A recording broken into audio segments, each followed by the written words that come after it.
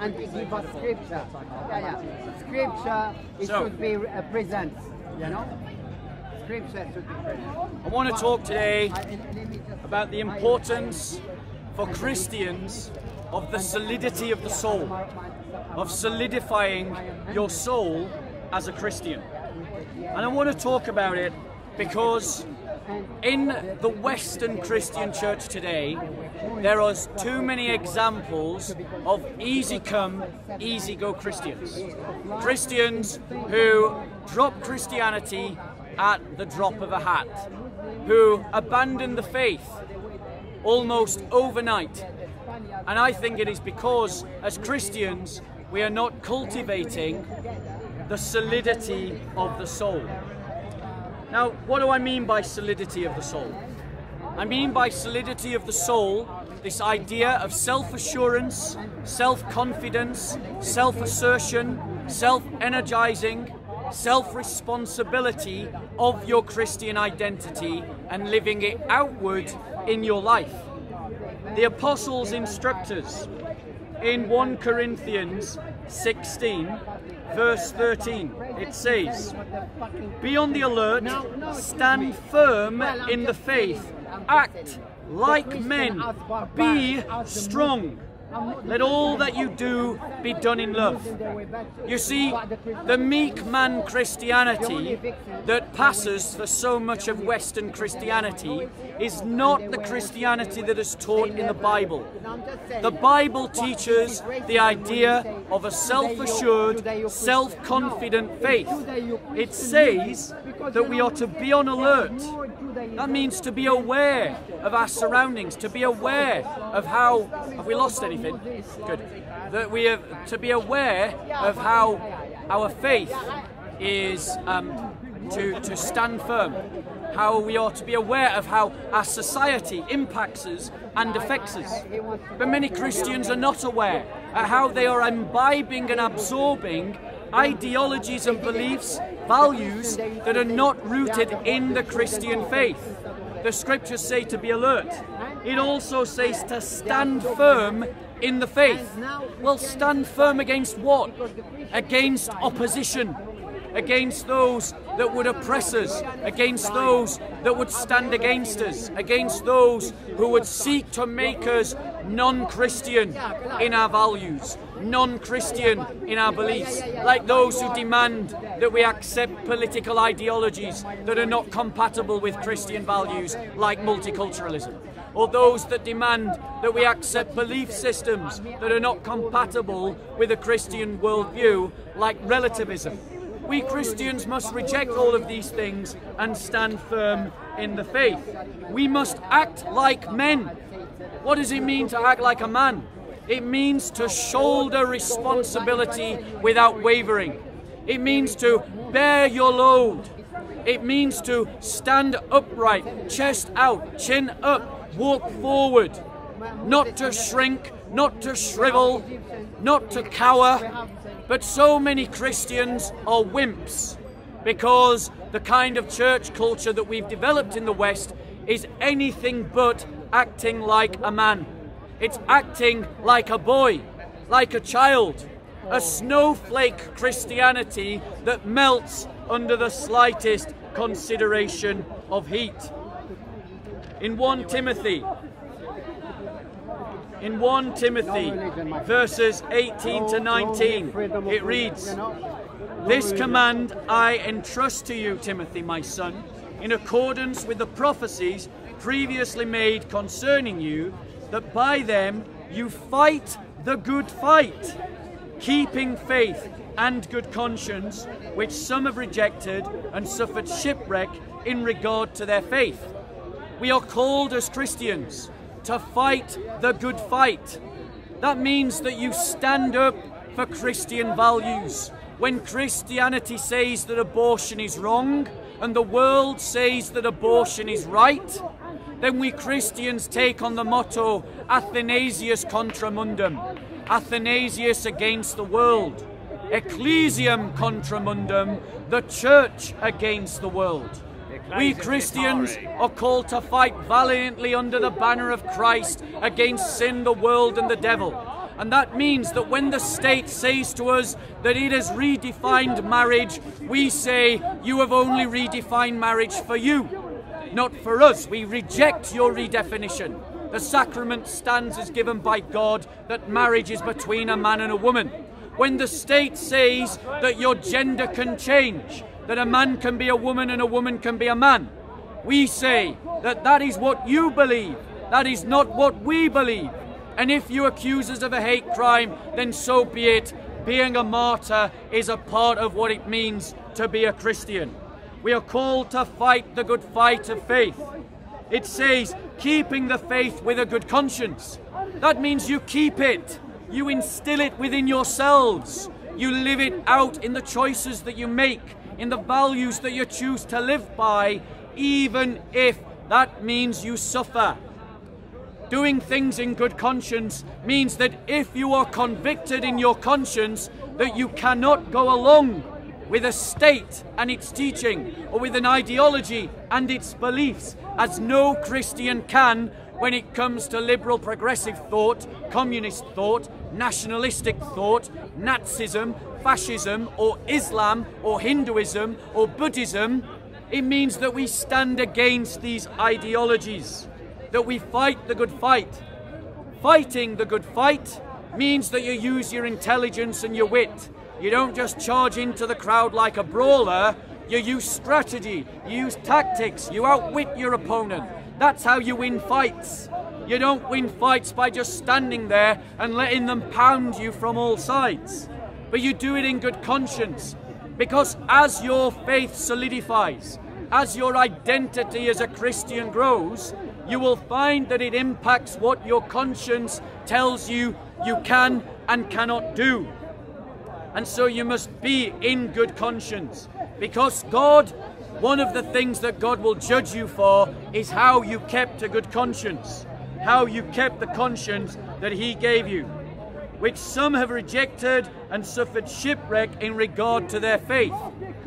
Those Christians who have given up their identity in politics as a Christian, or their identity in society as a Christian, or their identity in economics as a Christian, have allowed other ideologies to dominate those spheres. And then as those Christians have entered those spheres, they have been influenced by the values and the beliefs of others over how they should act as Christians. And so Christians who increasingly build into their souls untruths, lies about the Christian faith, ultimately end up being shipwrecked, because they reach a point where Christianity no longer makes sense to them. And so they give up the faith, because now it doesn't make sense to be a Christian according to how they live. And it is because they have not Christianized their lives. In Hebrews 3:1-6 we read, "Therefore, my holy brethren, partakers of a heavenly calling, consider Jesus, the apostle and high priest of our confession. He was faithful to him who appointed him, as Moses was also in his house. For he has been counted worthy of more glory than Moses, by just so much as the builder of the house has more honor than the house. For every house is built by someone, but the builder of all things is God. Now Moses was faithful in all his house as a servant for a testimony of those things which were to be spoken later. But Christ was faithful as a son over his house, whose house we are, if we hold fast our confidence and boast of our hope, firm until the end." What we mean as Christians when we say the solidity of the soul is that the soul is a garden, the soul is a house, it is a work of art, it is not an accident. You have to cultivate the soul, you have to bejewel the soul, you have to weed the soul, you have to lay good foundations for the soul. You must develop your soul as a Christian. And that means that as a Christian, you build yourself on the values of the Christian faith, the doctrines of the Christian faith, You root yourself in the history of the Christian faith. You allow the traditions and the customs of the Christian faith to infuse the way you live daily. Now, we as Christians are called to have, sorry, bear with me. We are called to have, sorry, we are called to have 3, 1 to 6. We are called to have, there we go. But if a man, no, that's why I'm on the wrong page. Sorry, let me just go back to it. Hebrews 3, 1 to 6. Let's just go back there. Just a quick question, JC. Yeah. When you were away from the camera, did we lose anything? Nothing. Okay, brilliant. Hebrews 3, 1 to 6. We are called to hold fast our confidence and boast of our hope. Christians in the West have become bashful and shy of their identity as Christians. We have become ashamed of our own culture, ashamed of our own history, ashamed of our own faith, ashamed of our own doctrines. And so we meekly go about living as Christians, whilst the rest of the world believes that it has permission to be confident and boastful in what they believe. But as Christians, we are instructed by the apostles to boast of our hope. We're commanded to boast of our hope. That means to boast of our identity as Christians, as the people of the cross. We are commanded to hold fast to our confidence, which means as Christians, we are to have confidence in our faith. So, I'm going to give some ways that as Christians, you can cultivate the solidity of the soul. The solidity of the soul can be understood as confidence, self-assurance, assertiveness. This is what we mean by the solidity of the soul. So how can you now as Christians cultivate solidity of the soul? One is learn the history of the Christian people. We are a people that have traversed 2,000 years of human history, and we have been implanted in every nationality, in every ethnicity of the world. Learn your faith as a Christian, because when you become a Christian, you stop being English, you stop being Nigerian, you stop being Ghanaian, you stop being Iraqi, you stop being Assyrian, and you become Christian.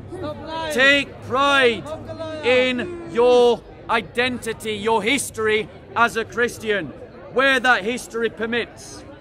Learn the values of the Christian faith and take pride in them. Live by those values. Live by them publicly. And if by living by them publicly you are persecuted for do so, then celebrate that they persecute you for being a Christian, because they persecuted our Lord before you. Learn the doctrines of the Christian worldview. Allow those doctrines to change the way you think about the world. Change the way you think about right and wrong, truth and false, up and down. Allow it to impact all that you are. Cultivate Christian customs and traditions into your life. The Christian faith has borne multiple customs, multiple traditions that our faith has bejeweled the Western world with, have bejeweled Assyria with, have bejeweled Ethiopia with, have bejeweled Egypt with, have bejeweled Lebanon with, have bejeweled Russia with. These customs and these traditions are the inheritance of every Christian. And so like a good artist, so like a good builder, so like a good gardener, cultivate these things into your soul so that it bejewels your life in the same way. Invest yourself in your Christian identity. Invest yourself in your Christian friendships, your Christian marriage, your Christian family, your Christian community, Christian businesses, Christian political parties, Christian political agendas, Christian economics. Embed yourself in these Christian things so that you solidify your Christian identity, especially in politics. Find ways personally to cultivate the sentiments of the solidity of the soul through how it determines your pride, your identity. Resolve within yourself by choice to affirm your Christian identity whenever that Christian identity is challenged. Remember always to have solidity and solidarity with persecuted Christians.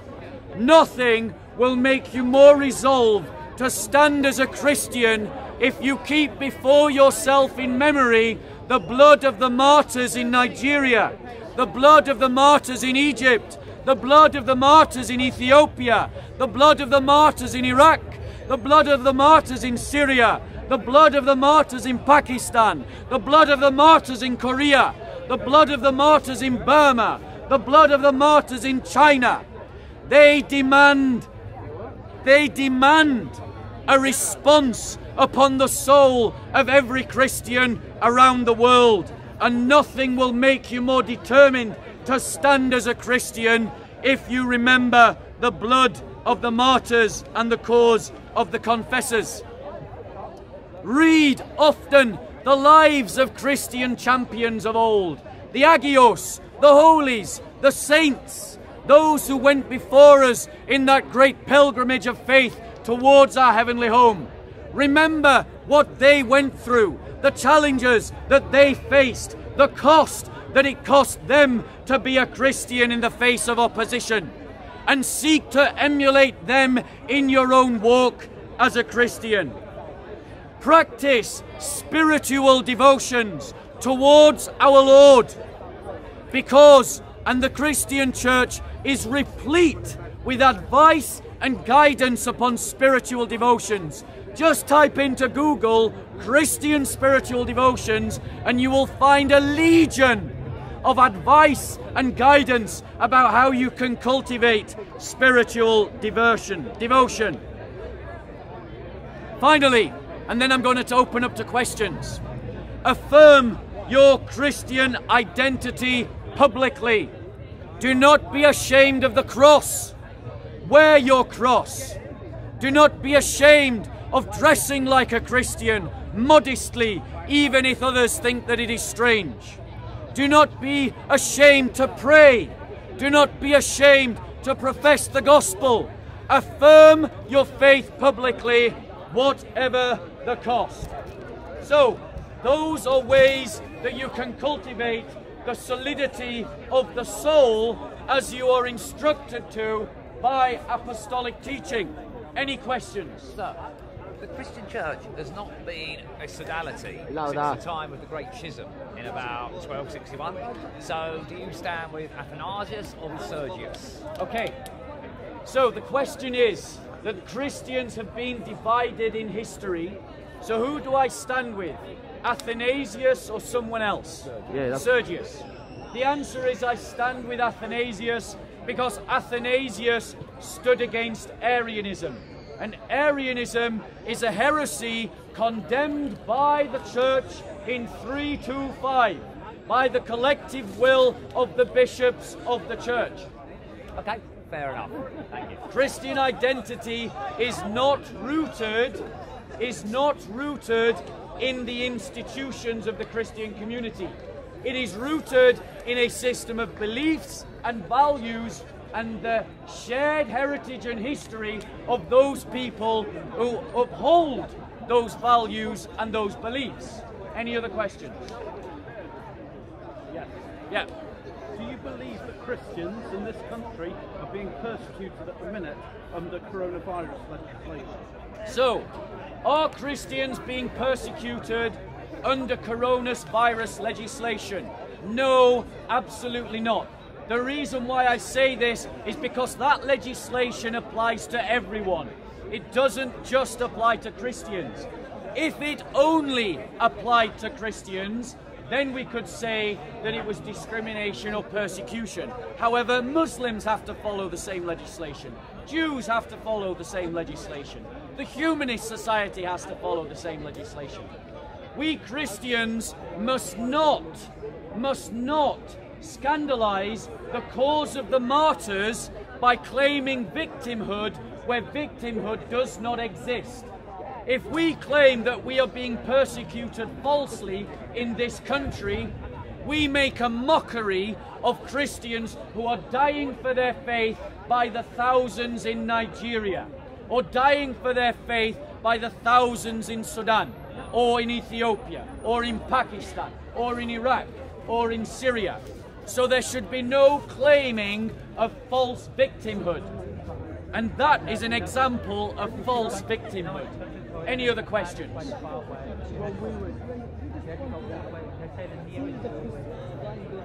I can't hear you, bro. You got a mask on and then another mask on. What about the other people that are being killed by Christians in all those places? So, the brother is saying, what about the people that are being killed by Christians in all those other places? What example would he like to talk about? Iraq? Let me give some examples. Go on, give me an example. The genocide that happened in Australia, eradication of an entire people. Yes. Only a handful now are left.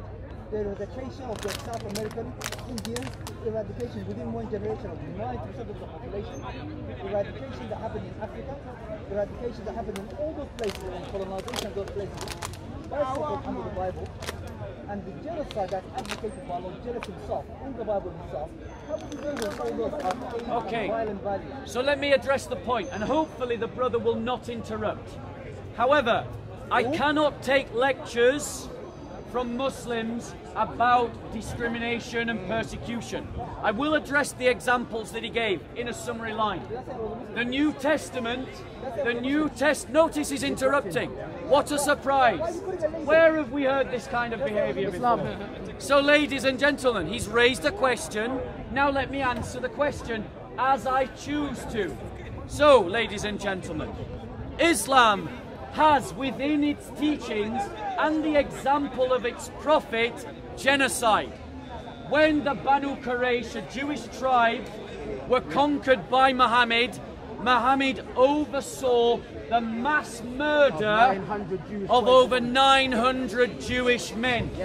That is the best example that Muslims have, and they say that that is their example today. Thank you very much, Bob. By comparison, Christians follow the example of our Lord Jesus Christ, and I would like to see, where does Jesus Christ command a Christian to carry out a genocide? Thank you very much. Now, he's right to point out, the colonial period did lead to mass death. In Latin America, because of viruses and germs that we carried with us. In Australia, because of a combination of viruses and germs, and also wars that we exacted upon the Aborigines. Christians' hands are not bloodless. We have done wrong, but we Christians are able to say that we did wrong. But what about when the Muslims ethnically cleansed the Christians of South Sudan, like they did within our lifetimes? What about when Muslims are slaughtering Nigerian Christians right now as we are all talking? We Christians have changed our ways.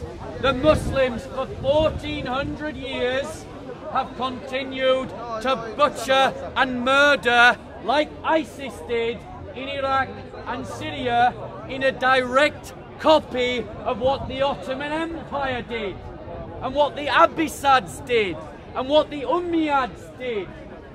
1400 years of murder, rape and pillage. And who is the example that all of these Muslims appeal to justify their actions? Muhammad. So I don't need any lectures from that. Thank you. That's true. Any other questions? You've asked a question, let someone else ask. Let someone else ask a question. Yes, go on. How do I question is, so is not every movement affected by other forces and powers such as economics and stuff like that? I don't know if I'm right. I heard you say that Christians have stopped slaughtering and the Muslims haven't. I think it's just a moment in time where it looks like that. I think the Christians could start any minute and the Muslims could stop any minute. It's something much deeper than that. Okay. One side's okay and the other one isn't. Why not? Let me address that point. So don't feed the trolls. If you feed the troll, they just feel entitled. I'm opening up to questions. I've took a question for the lady. This brother needs to learn better manners than Muhammad. So, better manners than Muhammad. The lady asked, are not all ideologies, and just, I want to make sure I capture your question properly. Yeah. The lady asked, they killed another priest in Italy, you idiot. Brother, he's right. But the liberals don't talk about that. They don't talk about Christophobia. Why, only Islamophobia. Where's the lectures about the desecrations of our churches going off in France right now? Where's the lectures of the desecration of churches going off in America right now? Where's the lectures about the desecration of churches going off in Italy right now? Where's the lectures about the murder of Christian priests in Italy and France? Did we hear lectures about Christophobia from our politicians? Not one. Not one. Why?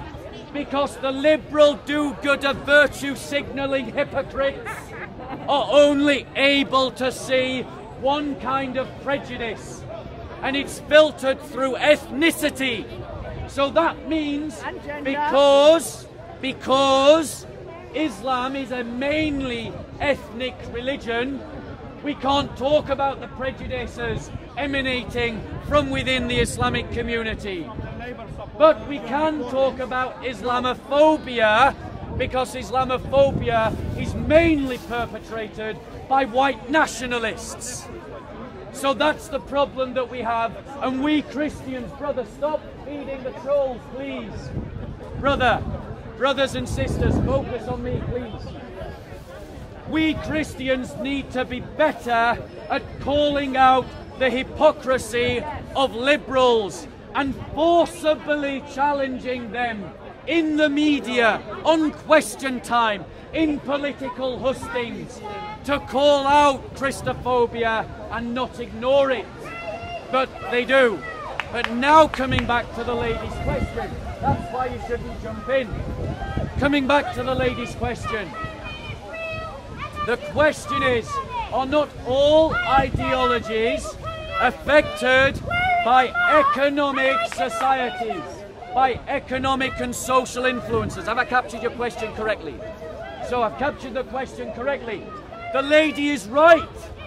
Every ideology is affected by socio-economic truths. I'm raising my voice because of the lady behind. So, that is a truth established by Karl Marx. He made a right observation about how economies impact societies. But let me tell you a truth that we Christians have learned over 1400 years.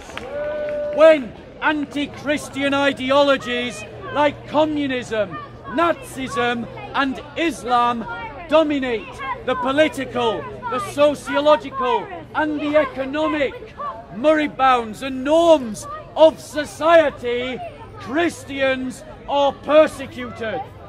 We Christians have suffered 100 years of persecution at the hands of the communists.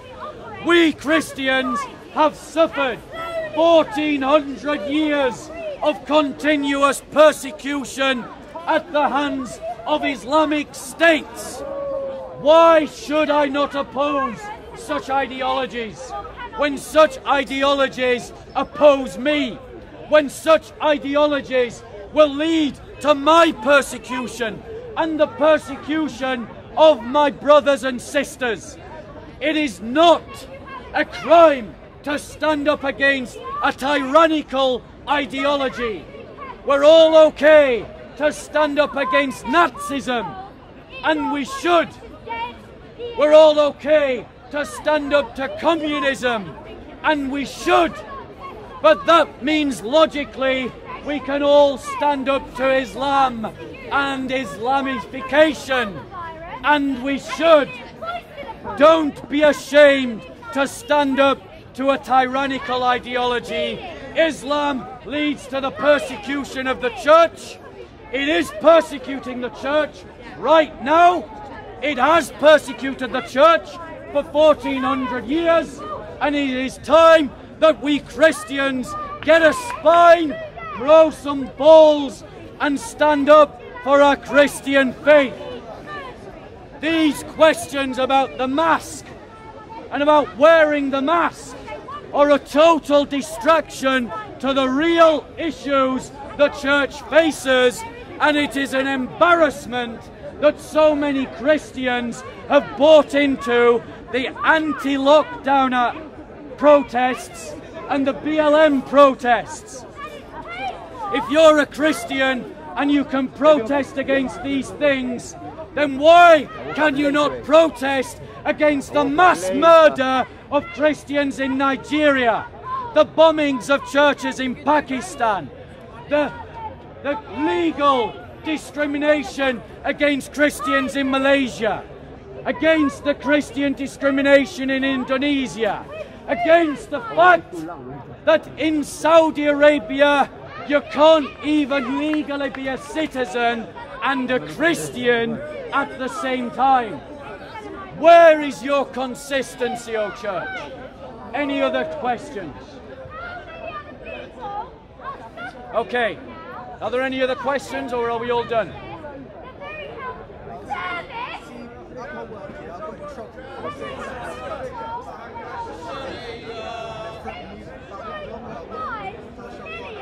Okay. So the brother raises a question about Christians being threatened in their workplaces because they are standing up for their Christian faith. It's a good point. And what it demonstrates, ladies and gentlemen, is that we Christians need to consolidate ourselves. We need to consolidate our community so that we have geographical and political space where we can control our own economic fate, where we establish Christian businesses, where brothers like this can speak the truth and not be in fear that their employers will discriminate against them. We Christians need to establish our own social network platforms to allow Christians to speak their faith. We Christians need to network with one another so that we employ our brothers and sisters and claim space in the economy and support Christian businesses. But for those of us, and so I encourage every Christian, go and work for a Christian company. Go and work for a company owned by Christians. For those of you like the brother who cannot, I would say to you, use your discernment. Make your social profile posts private. Evangelize quietly, not in your workplace. Just go to work, do your job, make friends, and outside of the workplace, on a day you were never working, meet for those non-Christian friends for a coffee and evangelize them there. We Christians are called to be wise as serpents, but right now, too many of our brothers and sisters who are willing to stand up for the faith do so without cunning, without strategy, without wisdom, without prudence. It is not against the Christian faith to strategize or to use tactics. So start to use them and start to take over businesses so that when you're in a position to do so and you have the choice to employ two people who are equally skilled to do the job, but you know one of them is a Christian, employ the Christian. Because I promise you, that is exactly what the liberal progressives are doing. They're doing it in the state, they're doing it in business, and they're even doing it in the Church of England. Boo! Any other questions? Bob, before you answer, let me change the battery. Just changing the battery. Do you want to? Okay, questions. Finally, are there any other questions before I finish? In that case, brothers and sisters, all of you who by your heritage and your culture have Christianity at your roots, I encourage you to embrace it again with the confidence that was spoken of by the apostles, to interweave that spirituality in your life and to once again stand firm as Christians. Ecclesiam contra mundum, the church against the world. Praise the Lord. Amen.